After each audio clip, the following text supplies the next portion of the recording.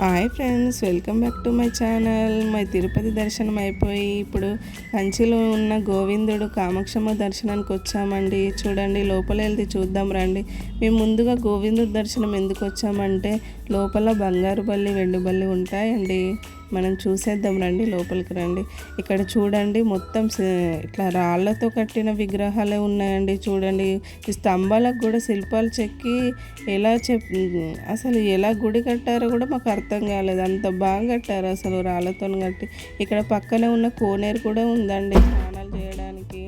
కోనేరు చూడండి, కోనేరు లోపల ఉన్న గుడి కూడా ఉంది. పక్కన గోవిందుడు అనే చిన్న చిన్న విగ్రహాలు కూడా గుడిలు ఉన్నాయండి.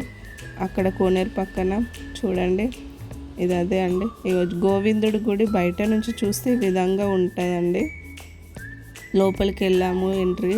ఇక్కడ చూడండి, కింద నుంచి అయితే పై వరకు మొత్తం రాళ్ళతోని ఎలా కట్టారు అప్పట్లో పురాతన కాలంలో. చూడండి, రాళ్ళతోని కింది నుంచి పై దాకా అసలు ఏ విధంగా చెక్కారో కూడా మాకు అర్థం కాలేదు. ఎంత బాగుంది తెలుసా, ఎంత ప్రశాంతంగా అనిపించింది మాకు అక్కడ గోవిందుడి గుడిలో. చూడండి, కింద నుంచి పై వరకు మొత్తం రాళ్ళతోనేనండి. బాగుంది కదండి గుడి. ఇవి లోపలికి వెళ్ళాము, బంగారు బల్లి, వెండి బల్లి తాకామండి. మనసు చాలా ప్రశాంతంగా అనిపించింది. కెమెరాలు అలవ్ లేదు, కానీ కొంచెం తీసుకున్నాను నేను.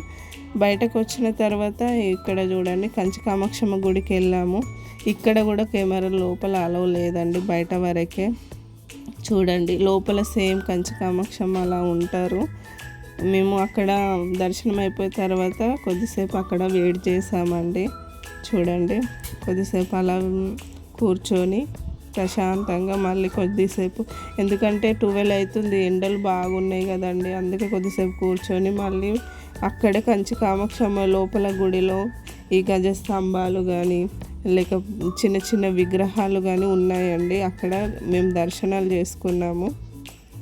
అలా దర్శనాలు చేసుకొని మెల్లిగా ఇక్కడ చూడండి, మొత్తం ఈ కంచి కామాక్షమ్మ గుడి ఇది చుట్టూరా ఇంకా డెవలప్ కావడానికి ఇంకా కడుతున్నారండి. గుడి ఇంకా పెద్దగా కడుతున్నారు. చూడండి, కంచి కామాక్షమ్మ గుడి కూడా లోపల ఇదే విధంగా ఉంటుందండి. అందుకే మేము ఒకటి బయట లోపల కెమెరాలో లేదు కాబట్టి బయట మీకు చూపించడానికి ఒక ఫోటో తీసుకున్నాం. మాకు కూడా గుర్తుండిపోతుందండి.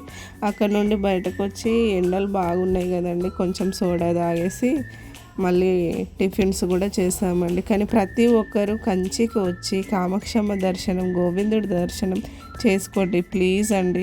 ఎందుకంటే ఎంత బాగా అనిపించిందో నాకైతే, మనసు ప్రశాంతంగా అనిపించింది. అక్కడ బంగారు బల్లి, వెండి బల్లి తాకడం వల్ల కూడా మనం ఏ జన్మలు చేసుకున్న పాపాలు కూడా పోతాయండి. అంత మంచి అనిపించింది.